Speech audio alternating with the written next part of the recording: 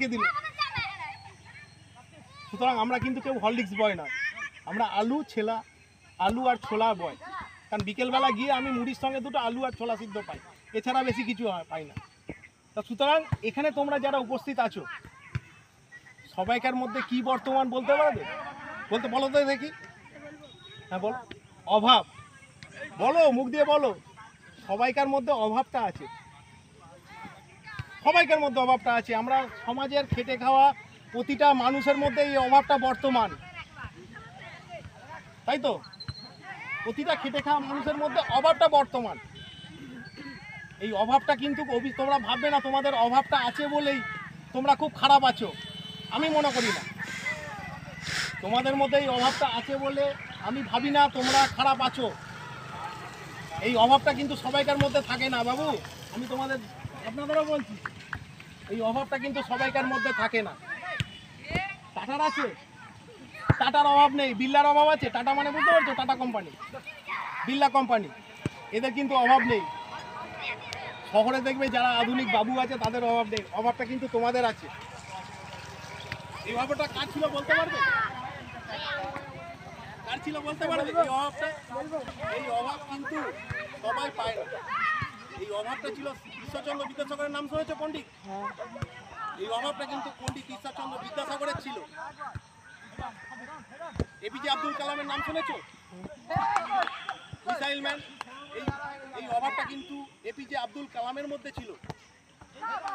এই অভাবটা কিন্তু বি.আর. আম্বেদকর, আমাদের যে সংবিধান, আমরা যে পড়ছি সংবিধান, এই অভাবটা কিন্তু সংবিধান রচয়িতা বি.আর. আম্বেদকরের ছিল। শহীদ ক্ষুদিরামের নাম শুনেছো? এই অভাবটা কিন্তু শহীদ ক্ষুদিরামের মধ্যে ছিল। সিধু কানুর নাম শুনেছো? এই অভাবটা কিন্তু সিধু কানুর মধ্যে ছিল। ওরা বীর শহীদ ছিল, শহীদ সিধু এবং কানু।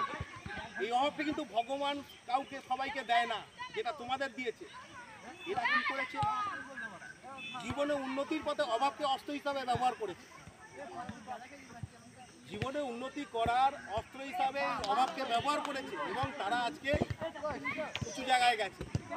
আমি যে নামগুলো তোমাদের বললাম, স্বামী বিবেকানন্দ, পণ্ডিত ঈশ্বরচন্দ্র বিদ্যাসাগর, এপিজে আব্দুল কালাম, বি.আর. আম্বেদকর, শহীদ ক্ষুদিরাম, শহীদ সিধু এবং কানু ভাইদের ছিল।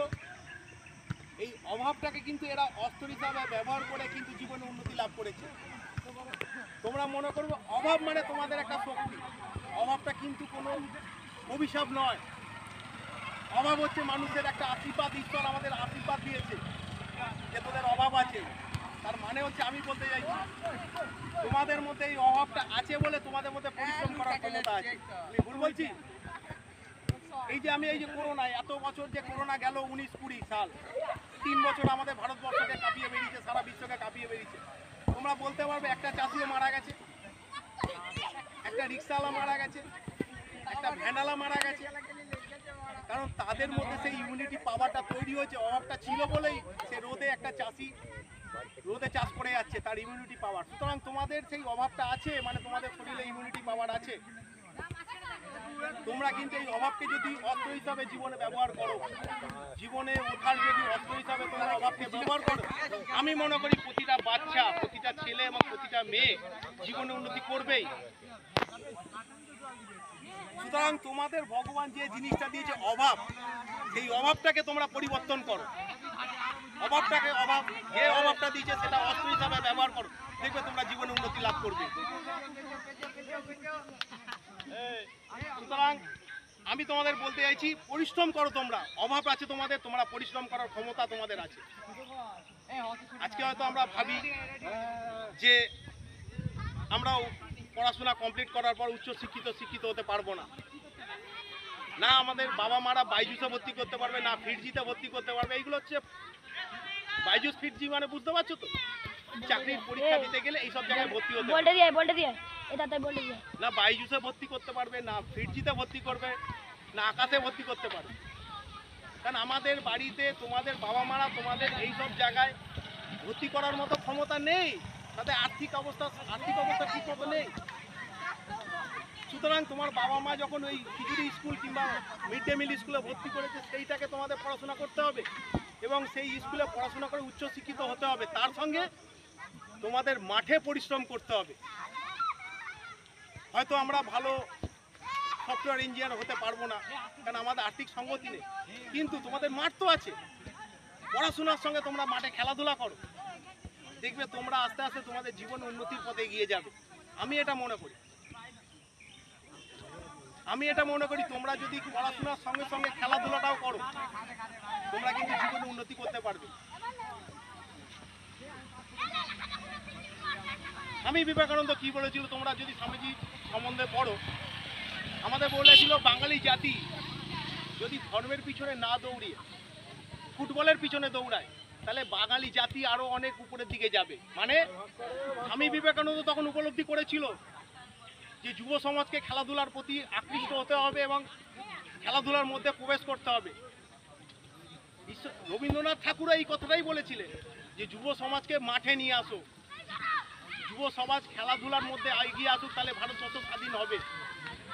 এবং ভারত স্বাধীন হয়েছে এই যুব সমাজের মাধ্যমেই। ভারত 1947 সালে 15ই আগস্ট স্বাধীনতা লাভ করেছিল, এই যুব সমাজই নিয়ে এসেছিল। যুব সমাজ যদি অপচয় হয়ে যায়, তাহলে আমাদের পৃথিবী চলবে না, ভারতবর্ষ চলবে না। যুব সমাজ যত শক্ত সবল হবে, তত ভারতবর্ষ আমাদের এগিয়ে যাবে, আমাদের পশ্চিমবঙ্গ এগিয়ে যাবে।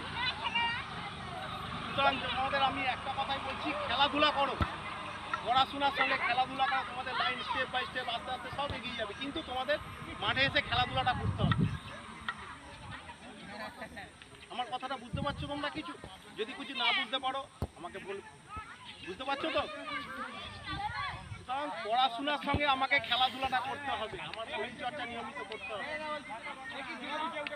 কারণ আমি একটা কথা মনে করি, যারা ধরো তোমরা বাংলা মিডিয়ামের ছাত্রছাত্রী, ম্যাক্সিমামই লাস্ট বেঞ্চের দিকে বসো, তাই তো? ফার্স্ট বেঞ্চে খুব কম বসো, লাস্টের দিকে বেশি বসো। তোমাদের জন্য কি আছে? তোমাদের জন্য এখনো অনেক রাস্তা খোলা আছে। পড়াশোনার সঙ্গে সঙ্গে যদি তোমরা দৌড়াদৌড়ি করো, তাহলে তোমাদের আর্মি, মিলিটারি কিংবা পুলিশের চাকরি অবধারিত তোমরাই পাবে। যারা ধরো ইংলিশ মিডিয়ামে পড়ছে, যারা ধরো শহরের বাবুদের ঘরে পড়াশোনা করছে, তারা তো মাঠে খাটতে পারবে না। আমাদের ভারতবর্ষ যতই এগিয়ে যাক, বর্ডারে কিন্তু AK-47 নিয়ে তোমাদেরকেই দাঁড়াতে হবে। যারা বাংলা মিডিয়াম, হিন্দি মিডিয়ামে পড়াশোনা করো, তাদেরকেই বর্ডারে কিন্তু AK-47 নিয়ে পাহারা দিতে হবে। সুতরাং তোমাদের শরীর চর্চা নিয়মিত করতে হবে। সেই যে যেতে হবে তোমাদের আমি পুরো দেখিয়ে দেবো, কীভাবে যাবে না যাবে সব আমি বলে দেবো, কিন্তু তোমাদের নিয়মিত শরীর চর্চা করতে হবে। আর একটা কথা বলছি, তোমাদের কিছু না হোক, তোমাদের শরীরটা সুস্থ থাকবে। যারা তোমরা খেলাধুলা করো, শরীরটা সুস্থ থাকবে তোমাদের, এবং তোমাদের ভবিষ্যতে তোমরা আরও অনেক এগিয়ে যেতে পারবে খেলাধুলার মাধ্যমে। দাদা আছে ক্লাবের, এই আমাদের গ্রামের সব দাদারা আছে, যারা সুবুদ্ধি সম্পন্ন দাদা আছে, কাকা আছে, তারা সবাই তোমাদের সহযোগিতা করবে। আমরা আছি, আমরা সহযোগিতা করব, কিন্তু তোমাদের খেলতে হবে। আর একটা কথা তোমাদের ভাই বলি, তোমাদের একটা কথা খুব ভালো জিনিস বলি, এই জিনিসটা আমার মাথায় ঢুকিয়ে নেবে, তোমাদের মাথায় ঢুকিয়ে নেবে। আমি বলি, আমাদের সমাজের অবক্ষয়ের একটা দিক, সেটা হচ্ছে কিন্তু মোবাইল। মানুষকে না জড় পদার্থ তৈরি করে মোবাইল। সুতরাং তোমরা যখন খেলাধুলা করবে, পড়াশোনার সঙ্গে খেলাধুলা তো অবশ্যই, আগে পড়াশোনা তারপরে খেলাধুলা।